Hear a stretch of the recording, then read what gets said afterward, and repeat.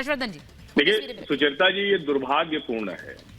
ये सारे लोग संविधान की शपथ लेकर अलग अलग राज्यों में, किसी की सरकार है, कोई सांसद है, कोई विधायक है, और वो जब देश के किसी कानून पर इस तरह का हल्ला हंगामा करता है, और हल्ला हंगामा, धरना प्रदर्शन अगर कुछ गलत है तो उसको करिए, लेकिन जब अफवाह फैलाई जाती है, जब ये कहा जाता है कि देश के मुसलमानों के खिलाफ ये कानून है, जब इस तरह की एक कोशिश की जाती है कि देश में दो समाज एक दूसरे के सामने खड़ा हो जाए, ये दुर्भाग्यपूर्ण।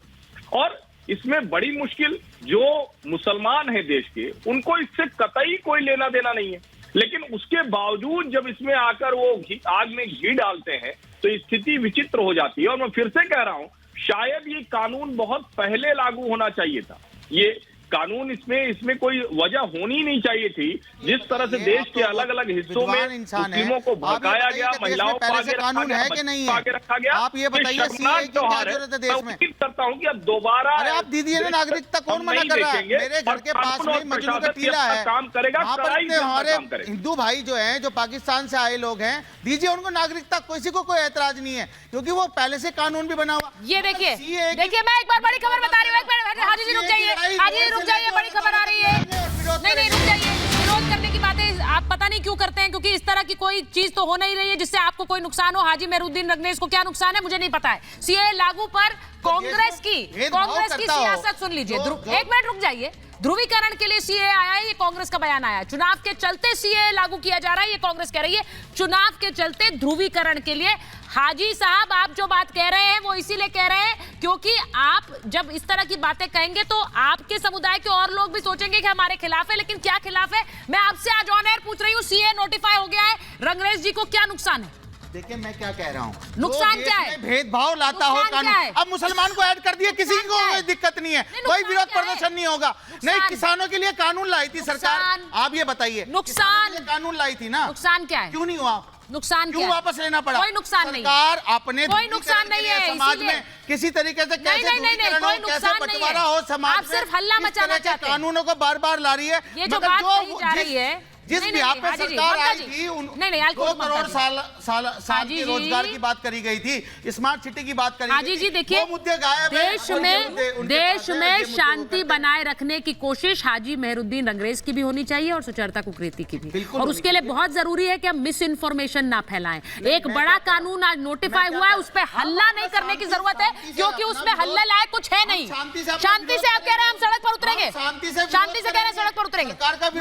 ठीक है ममता जी, रंगरेज जी आप सुनिए, पहली बात नहीं आप पहले अब आप शांत हो जाइए, अब आप शांत हो जाइए। आप इस देश के अंदर दंगा करवाने की तैयारी मत कीजिए। आपका नाम ममता काले नहीं है, इनको चुप करवाइए ना। सुचरिता रंगरेज जी इस तरह से नहीं, ये इस तरीके से मतलब देखिए, ये पहली बात मैं ये बोल देना चाहती हूँ कि इस देश के जो हमारे मुस्लिम भाई बहन हैं उनके नुमाइंदे रंगरेज नहीं है कि उनके बिहाफ पर ये बोलेंगे कि हम सड़कों पर उतरेंगे, हम दंगा करेंगे और सीएए को लागू करने की आवश्यकता नहीं थी। वो दंगा ही होता है, वो हो हल्ला करना विरोध पर। पिछली बार भी आपने यही किया था, पिछली बार भी आपने यही किया था। आपको क्या तकलीफ हो रही है? आप बताइए सीएए में क्या काला है, आप बताइए सीएए में क्या गलत है? सीएए लागू होने के बाद कौन से मेरे मुसलमान भाई की नागरिकता जा रही है? बताओ ना, फैक्ट्स पे बात करें, चिल्लाइए मत, चिल्लाइए मत। क्या पर्सनल ओपिनियन जी से कांग्रेस ने बोला है, आप पूरे मुसलमानों की मुसलमानों की आवाज आप कैसे कह रही हैं? ठीक है, मैं आज एक मिनट ममता जी बिल्कुल नहीं है, हम भी इसी समाज में रहते हैं, भारत की नुमाइंदगी करती हूँ और उसमें मेरे मुस्लिम भाई रहते हैं। तो आप ये क्यों बोल रहे हैं कि सीएए इस तरह से लागू होने के बाद आप दुष्यंत जी के पास जा रही हूँ। ममता जी रंगरेज जी एक मिनट, देश के अंदर तूफान करेंगे, शर्म कीजिए आप, शर्म कीजिए आप। दुष्यंत जी के पास जा रही। दुष्यंत जी जरा बताइए कांग्रेस का क्या मतलब है, ध्रुवीकरण कर रहे हैं? बिल्कुल, मैं इसी पे प्रश्न है मेरा भारतीय जनता पार्टी के प्रवक्ता से। 2021-22 में अगर हम देखें तो मीडिया में बहुत सारी रिपोर्ट है, 1501 नंबर है, एक 800 नंबर है। पाकिस्तान से आए हुए हिंदुओं को जिन्होंने भारत में रह के नागरिकता लेने का प्रयास किया, उनको नागरिकता क्यों नहीं दी गई? बड़ा सिंपल, सादा, एकदम प्लेन क्वेश्चन है। ठीक है, आपने अपना क्वेश्चन रेज कर लिया, उन्हें नागरिकता क्यों नहीं दी गई। अब मैं कह रही हूं कि अब नागरिकता दी जा रही है तो उसमें विघ्न डालने की जरूरत क्या है? पहले तो पहले तो उसका जवाब तो दे दें, अच्छा, तभी तो जवाब अगला लेने के प्रश्न लिए आप आएगा। विरोध कर रहे हैं कि वो जवाब मिलेगा पहले तब तो हम विरोध बताएं ना करेंगे। कि आपने 21-22 में, ये कोई logic नहीं है ना दुष्यंत जी। 2021 और 22 में जब यहाँ पाकिस्तानी हिंदू आए थे, उन्होंने भारत सरकार से नागरिकता मांगी, उनको नागरिकता नहीं दी गई, उनको वापस भेज दिया गया। क्यों भेज दिया गया? बहुत सिंपल साधारण प्रश्न है। ठीक है, उन्हें क्यों भेज दिया गया ये आप कह रहे हैं, लेकिन अभी भाजपा से मैं अच्छा, जो कानून बना है, जो 2014 से पहले लोग आए उन्हें नागरिकता देने का कानून है। अब आप जो बात कह रहे हैं, आप अपने सवाल जरूर पूछिए, मुझे उसमें कोई वो नहीं है, लेकिन मुझे कोई दिक्कत नहीं है, मुझे कोई दिक्कत नहीं है, लेकिन एक कानून अब लागू हो गया है। उस कानून के बाद देश में व्यवस्था बनाए रखने की जिम्मेदारी आपकी है दुष्यंत जी, कहीं भी मैं आपको बता रही हूँ, हिंदू को भारत सबकी है, नागरिकता सबकी है। मणिशंकर अय्यर जी फिर शाहीन मैं एक बार जल्दी बता दूं, नहीं होना चाहिए। एग्जैक्टली मैं वही कह रही हूँ, और इसीलिए शाहीन बाग में वो तस्वीरें भी आ रही है, जरा शाहीन की तस्वीरें दिखा दीजिए। मैं एक बार जरा बाहर जा रही हूँ अपने सहयोगियों के पास, हाजी जी अगर इस तरह एक बार Mamata ji I have to go to my काम हुआ था, बताइए आप। दंगे किसने करवाए थे? क्यों दंगे हुए सारे रिपोर्टर्स लोग हैं, सब पूरी अनामिका हमारे साथ है, क्यों हुए थे? एक मिनट, आप सिर्फ रिपोर्टर्स को रखिए स्क्रीन पे प्लीज। क्योंकि भाजपा की सरकार है, दंगा कराने वाले मैं अनामिका के पास जा रही हूँ और मेरे साथ अनामिका के पास जा रही हूँ। अनामिका जरा बता दीजिए, लखनऊ से तस्वीरें आई थी जहां पर सारी पुलिस फोर्स की तस्वीरें कुछ दिनों पहले आई थी, रात को वो गश्त कर रहे थे और कहा जा रहा था कि सीए आने की तैयारियां ही हैं। आज पुलिस कर्मियों को भी अलर्ट पर रखा गया, वो खबर भी आई। जरा बताइए लखनऊ की तस्वीर क्या है इस वक्त?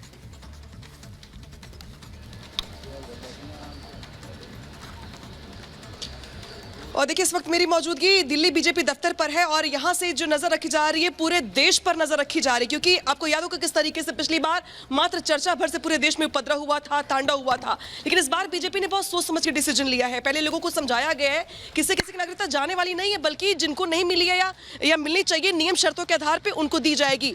बीजेपी दफ्तर पर मेरी मौजूदगी और बीजेपी दफ्तर पर तमाम नेताओं की भी मौजूदगी है, लेकिन फिलहाल इस पर कोई क्विक रिएक्शन नहीं दे रहा है, क्योंकि माना दरअसल ये जा रहा है कि पहले जो नियम है, जो कानून है, जो शर्तें हैं, उसको पढ़ा जा रहा है। साथ ही साथ जो सबसे ज्यादा चुनौती है वो ये है कि जो राज्य है वहां पर कानून व्यवस्था को लेकर के हालात खराब ना हो।